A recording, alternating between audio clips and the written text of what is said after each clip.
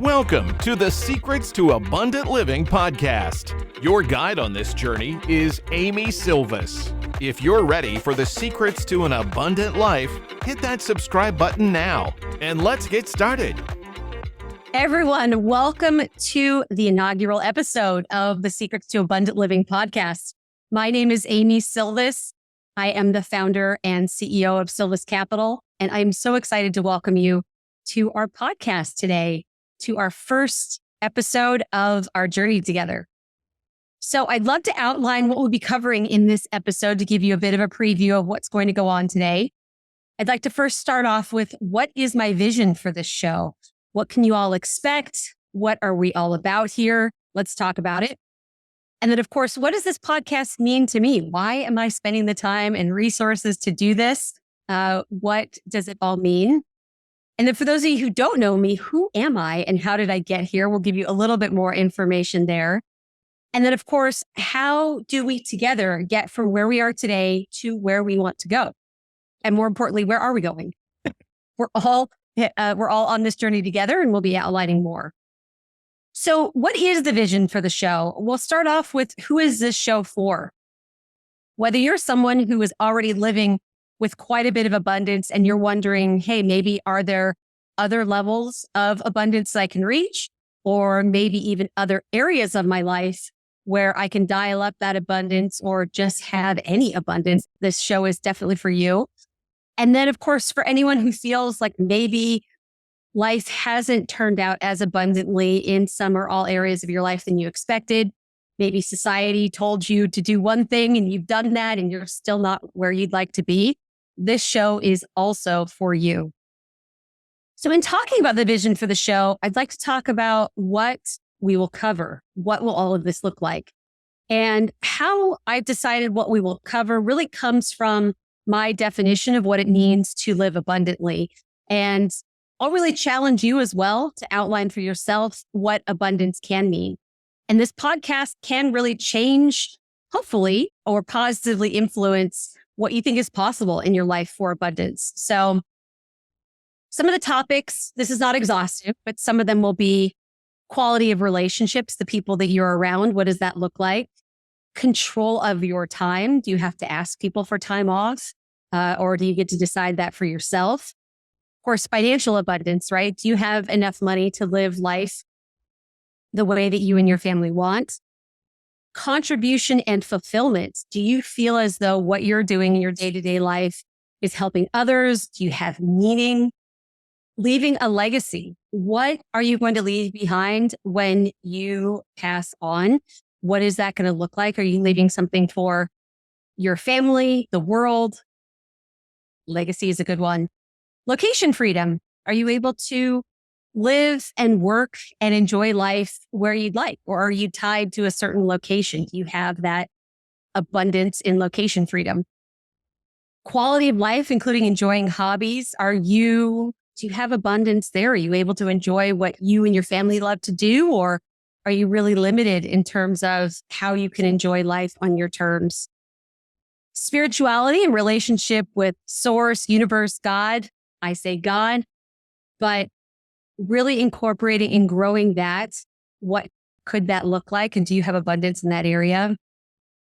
Peace of mind. Are you running around life stressed? Do you feel frazzled, or are you feeling peaceful, at ease? Do you feel like you have calm and serenity? And then, of course, one that is very near and dear to my heart, abundant health. Do you feel as though your health is where you'd like it to be in all aspects, for quality of life, for energy, for longevity, all of those metrics? So we're going to cover these topics and more on this podcast. And I hope you are as excited as I am, because all of these can really contribute to quite an amazing life, and it's all available to all of us. So what do I want to accomplish? I alluded to this earlier, but I'm really eager to make sure that you're able to define what abundant living means to you. I think many of us have reached a space where we understand that just because society, culture, school, corporate America, our family tells us what abundant living means, that doesn't mean it necessarily resonates with you. It's your life. So talking more with yourself, really defining what abundant living means is a great first step. And then, of course, I really want to be your guide here on this journey. I want to introduce you to these concepts, have paradigm shifts, and really expand your mind as to what's possible. And then, of course, address outdated ways of thinking about abundance. I'll talk about this a little bit more, but there really are these old school, outdated ways of thinking that I would like every listener to be able to set aside and create their new definitions. We'll talk a little bit more about that. All right. So what does this podcast mean to me? We'll get to my story here shortly, but I'm just so excited to be able to help people.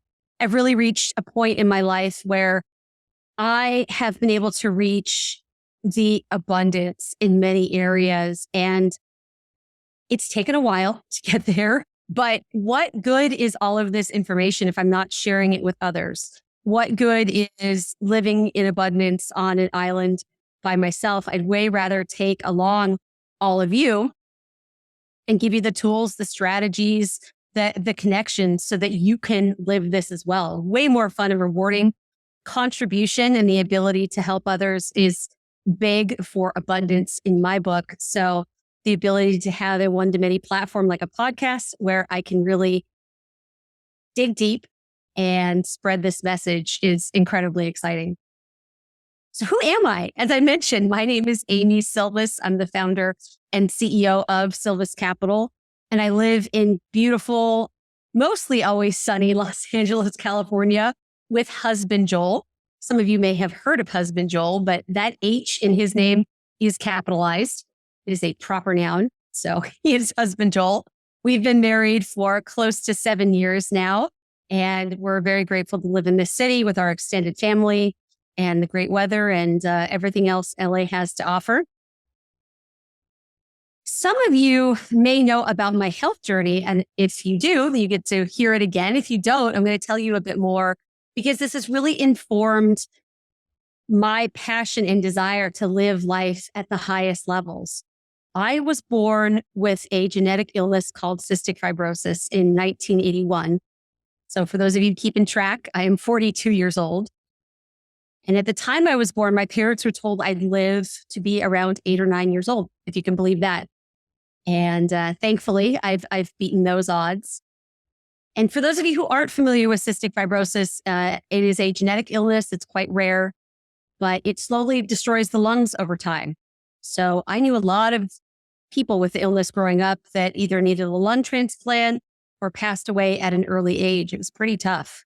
And I knew that simple things like being able to make a plan to go do something in a few weeks was not always possible because my health would get in the way very often.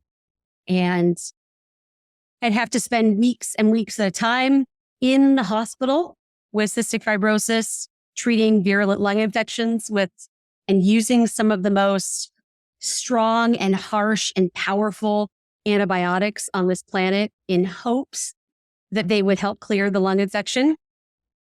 They didn't always work, and they often had pretty bad side effects.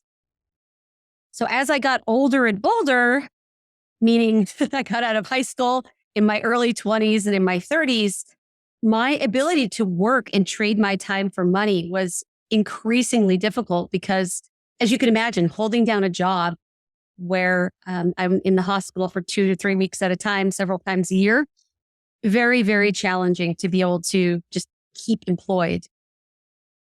So trading my time for money was something I knew likely wouldn't always be available to me, which is, I don't think, something most young adults think about, right? Everyone just kind of takes for granted of, yeah, I need money, I'm going to go to work. But I don't think many people have had to face, hey, maybe my health won't allow me to work, and then what? So I really had this very strong drive to find a way to not have to rely on my parents. They spent so much time, effort, money, sacrificed tremendously raising me. The last thing I wanted to do as an adult was to turn back to them and say, hey, I need your financial support as an adult. They'd been through enough, provided me with enough. So I was really on this never-ending, I would say, quest to figure out how I could earn enough money to pay my bills, to my medical bills, my food bills, my rent, all of that without having to rely on my parents. But I had this challenge but I keep getting sick. Any job is going to have a very hard time with me being out of work. So it wasn't until my early 30s that I discovered this concept of passive income. And I come from a very modest middle-class family, right? So there was no concept of, oh, hey, you can earn money, but you don't have to couple it with time that you trade it for. These two things could be disconnected. I had to learn, research, and identify this concept. Thankfully, I did that through reading books, listening to podcasts, and passive income really was a paradigm changer for me, a game changer. I really was so extremely grateful when I figured out that this existed, because at the ripe old age of 35, I was medically retired. I had to end my incredibly satisfying, rewarding, financially rewarding, spiritually just fulfilling time in the biotech sector, and had to go on Social Security disability because I was so sick. And I didn't have passive income to support me at that time, unfortunately. It was pretty rough, but it just further fueled my fire to find a way to earn passive income. I had the concept in my early 30s. It wasn't until my mid to late 30s that I was really able to get passive income and set all of that up to live in an abundantly financially free life, if you will. So what I did was I've invested in real estate, and that's provided me with this hands-off income. We'll talk a little bit more about that. But the paradigm shift really for me wasn't, oh, I want as much money as possible in a hands-off way, and that's the end goal. That's just not it for me. For me, the hands-off income, the passive income, is just the vehicle. It is the vehicle to living an abundant life.